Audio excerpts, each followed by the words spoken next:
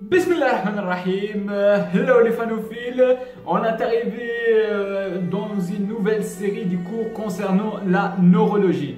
Donc la neurologie, on va commencer par des choses simples et après on va détailler toutes les choses à part. Donc pour avoir la neurologie, il faut d'abord des connaissances en neurophysiologie, neuroanatomie, pourquoi pas l'embryologie du système nerveux.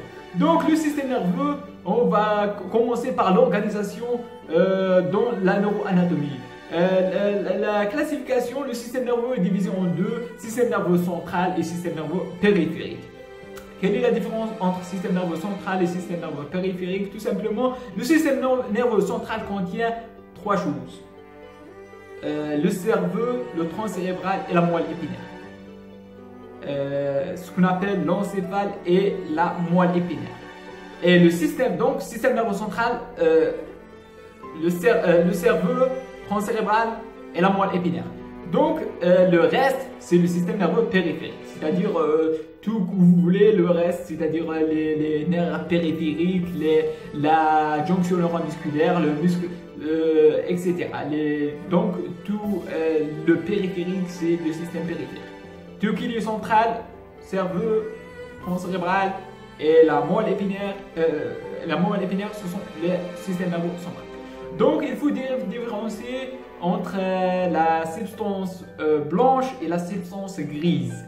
La substance grise, c'est que grise, c'est-à-dire gris contient quelque chose, c'est-à-dire contient les noyaux des cellules. Et la substance blanche, ce sont les fibres mélanisées qui donnent la couleur blanche. Donc au niveau du cerveau, au niveau des hémisphères cérébraux, la substance grise est périphérique et la substance blanche est centrale. Mais c'est le contraire au niveau de moelle épinière, parce qu'au niveau de la moelle épinière, la substance grise est centrale, c'est-à-dire les corps cellulaires sont centrales et les fibres mélanisées, les axones sont périphériques.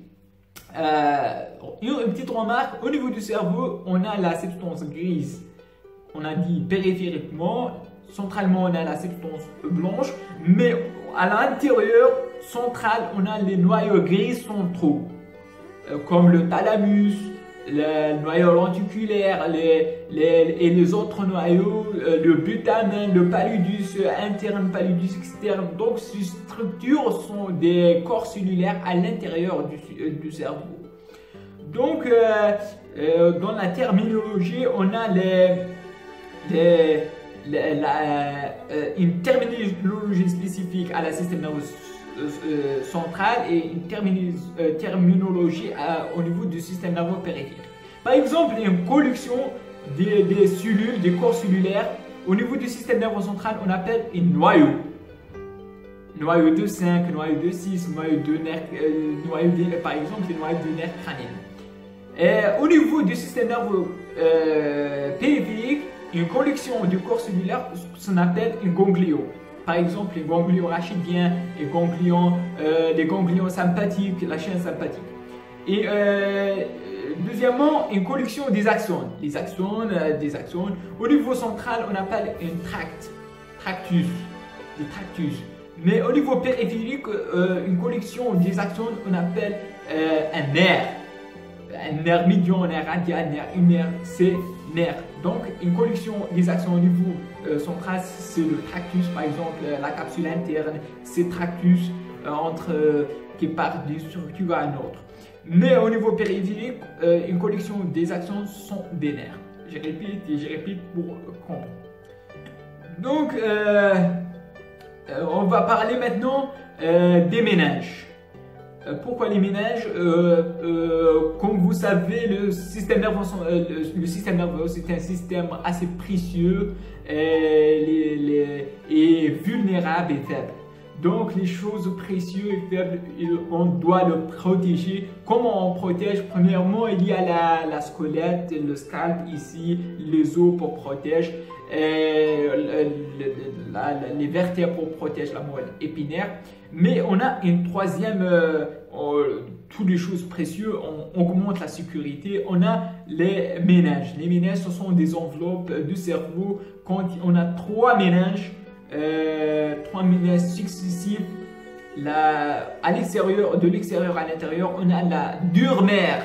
La dure nerf adhérée à l'os de scalp, à l'os ici du crâne, la dure nerf. Et après, on a l'arachnoïde. Et la troisième, c'est à côté de la parenchyme cérébrale, c'est la pimère.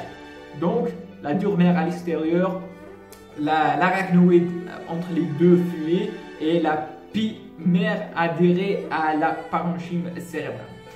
Donc, il y a ces trois méninges constituent des espaces assez importants.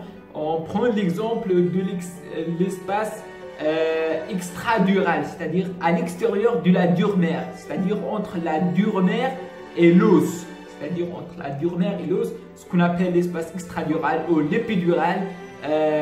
Il est très important, on va parler tout de suite de l'importance de ces espaces. Il y a l'espace subdural entre la dure nerf et l'espace subdural entre l'espace subdural entre la dure nerf et l'arachnoïde. L'espace supra-arachnoïdien, c'est entre la pimère et l'arachnoïde. Donc, pourquoi important l'espace épidural ou bien l'espace extradural? L'espace épidural ou l'espace extradural, c'est le lieu de formation d'un hématome assez important, ce qu'on appelle l'hématome extradural potentiellement mortel. Pourquoi le vaisseau incriminé dans les hématomes extradurales c'est l'artère méningée moyen branche de la carotide externe. Il est situé ici à côté de l'os temporal. Lorsqu'on frappe quelqu'un au niveau de l'os temporal, j'espère qu'on ne frappe pas, mais lorsqu'on frappe quelqu'un au niveau de l'os temporal, on va déchirer un petit peu l'artère méningée moyen qui est située adhérée à l'os. Donc, il scinde entre l'os et la dure nerf dans l'espace qu'on appelle l'espace épidural et qui va donner un hématome extradural en forme, lorsqu'on fait une coupe scanner en forme de lentille. Donc, premièrement, le patient sent un petit peu de céphalée, etc. Mais après, il sentir bien. Mais après quelques minutes, quelques heures, 4 heures après, le patient il meurt. Comment il meurt? Comme ça, il sentir bien et après il meurt. Tout simplement, il y a une brèche au niveau de ses artères, il saigne. Donc, il sentir un petit peu de céphalée, mais le cerveau il adapte. Il y a un mécanisme d'adaptation, de réabsorption. Donc, il sentir bien. Mais après quelques heures, il y a l'hématome grandit petit à petit, écrase le parenchyme cérébral, et lorsqu'on crase le parenchyme cérébral, on fait des engagements au niveau des amygdales cérébelleux qu'on appelle la tonsille, des engagements intertemporels. C'est pas grave, mais l'engagement qui va engager votre vie en danger, qui met la vie en danger, c'est l'engagement qu'on appelle en anglais uncal transtentorial urination, c'est-à-dire la dernière partie, l'incus c'est-à-dire la cinquième temporale, il va écraser le tronc cérébral. Lorsqu'on écrase le tronc cérébral, on écrase une fonction vitale, on écrase le centre respiratoire, le centre cardiovasculaire, le centre, la maintien de l'être humain. Donc, il y a risque de mort immédiate. Donc, pourquoi on parle de l'hématome extradural souvent? Parce que c'est une urgence vitale, c'est un potentiellement mortel et on peut le traiter Donc, attention à l'hématome extradural. Dernièrement, on va parler de liquide céphalorachidien. C'est un liquide fabriqué par le plexus choroïde au niveau du ventricule et circule au niveau du ventricule. C'est la citerne de liquide cérébrospinal et absorbé par la villosité au niveau de l'espace arachnoïdien.